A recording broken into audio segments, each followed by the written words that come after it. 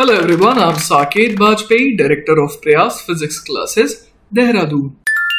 चलिए बच्चों, तो let's have a look at this very interesting question. In this question हम लोग देख सकते हैं कि यहाँ पर क्या है, अपने को एक सर्किट दिया हुआ है and we have to find the resonance angular frequency.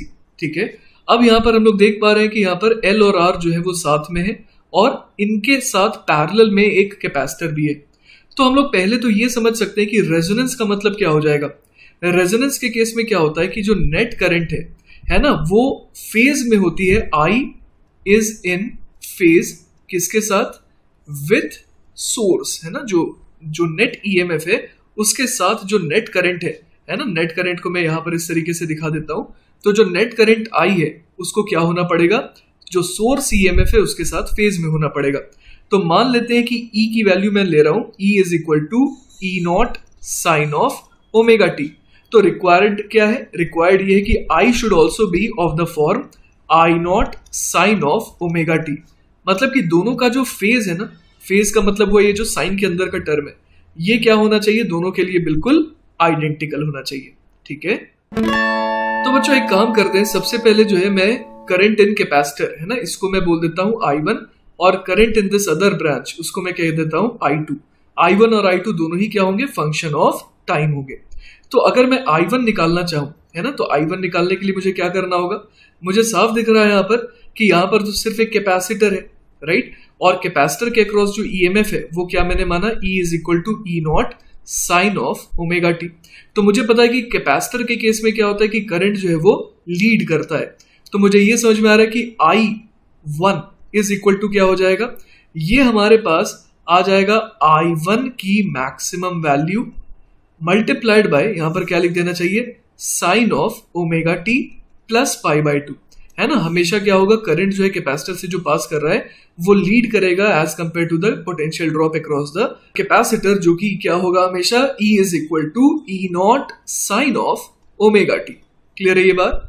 तो अब यहां पर जो है I1 की मैक्सिमम वैल्यू हम लोग कैसे निकालेंगे.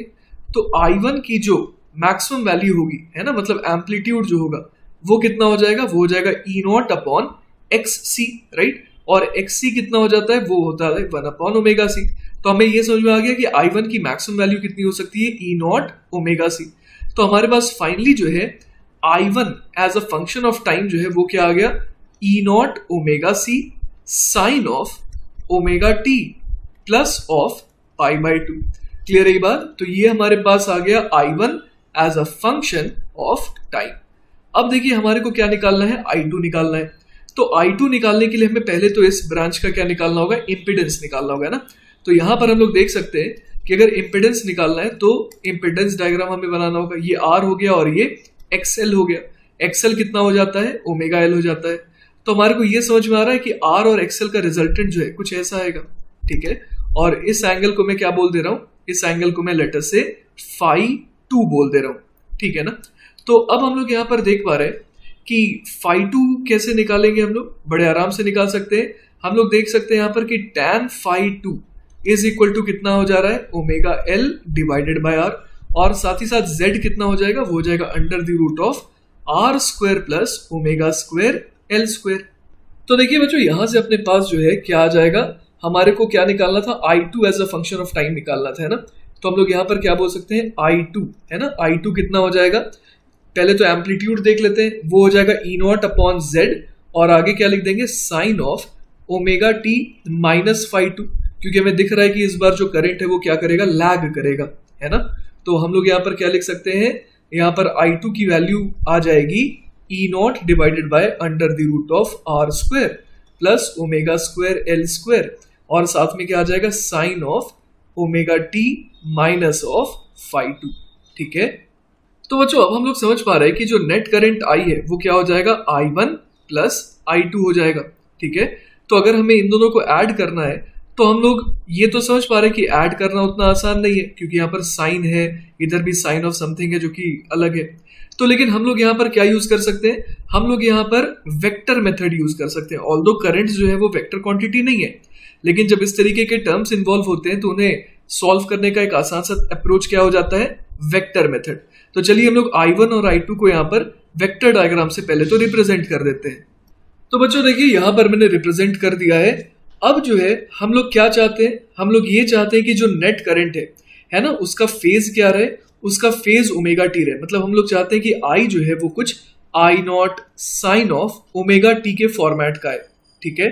तो अगर हम लोग इन दोनों को ऐड कर रहे हैं और चाहते हैं कि आई जो है वो आई नॉट साइन ओमेगा टी जैसा है, तो इसका मतलब ये हो गया कि अगर वेक्टर मेथड के तरीके से हम लोग डील करें, तो मैंने यहाँ पर दोनों के एम्पलीट्यूड्स को लिख दिया है, ई नॉट ओमेगा सी और E not upon under the root of R square plus omega square L square. तो हम लोग चाहेंगे कि जो रिजल्टेंट है इन दोनों वेक्टर्स का वो कुछ ऐसा है ना। ये जो है इस केस में हम लोग तब बोल सकते हैं कि आई कैसा आएगा, आई नॉट साइन ओमेगा टी जैसा आ जाएगा, करेक्ट। तो इसका मतलब क्या हो गया, E not omega C should get perfectly cancelled out by E not upon under the root of R square plus omega square L square का कौन सा component, sine of phi two, है ना। जब ऐसा हो जाएगा कि इस वाले ये जो वेक्टर है ना, इसका जो नीचे वाला कॉम्पोनेंट है, डाउनवर्ड कॉम्पोनेंट है, ये क्या कर दे, ये ई नॉट ओमेगा सी को जब पूरी तरीके से कैंसिल आउट कर देगा, तब हम लोग क्या कह देंगे कि जो रिजल्टेंट है इन दोनों वेक्टर्स का वो किधर आ रहा है, वो इस डायरेक्शन में आ रहा है। और इस डायरेक्शन में आने का मतलब क्या हो गया कि यहां पर अगर हम लोग देखें तो हम लोग रिजल्टेंट हमारा एम्पलीट्यूड ये बन जाएगा, ये जो वेक्टर है वो क्या बन जाएगा, आई नॉट बन जाएगा। और यहां पर चूंकि ये एक्स एक्सिस के साथ कोई भी एंगल नहीं बना रहा है, तो हम लोग सिंपली इसका फेस क्या बोल देंगे, ओमेगा टी प्लस जीरो, मतलब कि ओमेगा टी, ठीक है। तो चलिए यहां से देखते हैं हमारे पास क्या आ जाएगा, ई नॉट से तो ई नॉट कैंसिल आउट हो गया, राइट। तो हमारे पास क्या आ गया, omega into C is equal to sine of phi two divided by, कितने से डिवाइड कर दें, under the root of R square plus omega square L square. अब जरा ढूंढते हैं कि साइन फाई टू कितना आ जाएगा। तो देखिए यहां पर है ना, यहां से हमारे को साइन फाई टू मिल जाएगा, वो हो जाएगा परपेंडिकुलर अपॉन हाइपोटेनस। परपेंडिकुलर तो ओमेगा एल है और हाइपोटेनस जेड है, तो हम लोग यहां पर क्या लिख देंगे, यहां पर हम लोग लिख सकते हैं जेड, है ना, सॉरी परपेंडिकुलर कितना था, ओमेगा एल था, डिवाइडेड बाय जेड, जेड तो यही वाला टर्म था, तो ये बेसिकली बन जाएगा R square plus omega square L square, correct है। तो यहां से देखिए हमारे पास ऊपर जो ओमेगा है वो तो कैंसिल आउट हो गए, तो R square plus omega square L square की वैल्यू कितनी आ गई, ये आ गई एल अपॉन सी, है ना। और अपने को क्या निकालना था, अपने को देखिए सवाल में जो है सबसे पहले तो ओमेगा निकालना था, तो ओमेगा जो है ना, ओमेगा स्क्वायर एल स्क्वायर पहले निकाल लेते हैं, वो आ जाएगा L upon C minus of R square. यहां से देखिए क्या आ जाएगा, ओमेगा स्क्वायर कितना आ जाएगा, ये आ जाएगा L upon L square C minus R square upon L square. तो यहां से देखते हैं कि ये फर्दर किसमें सिंप्लीफाई हो जा रहा है, कि ओमेगा जो है ना वो कितना आ जा रहा है, 1 upon L C minus R square upon L square, है ना, ये पूरा का पूरा रूट के अंदर है। तो हम लोग देख पा रहे हैं बच्चों कि यही जो है ना हमारा फाइनल आंसर हो जाएगा, ठीक है। तो जो रेजोनेंस एंगुलर फ्रीक्वेंसी है वो क्या है, under the root of 1 upon L C minus R square, ये वाला टर्म डिनोमिनेटर में कौन सा है, ये एल स्क्वायर है ना, तो यहां पर मैं एल स्क्वायर लिख देता हूं, तो यही हमारा बच्चों आंसर हो जाएगा। तो बच्चों आई होप कि आपको ये सॉल्यूशन अच्छे से समझ में आया होगा। इन केस अगर कोई डाउट रह जाता है then feel free to contact me, I will be very happy to help you. Take care बच्चों, बाय बाय।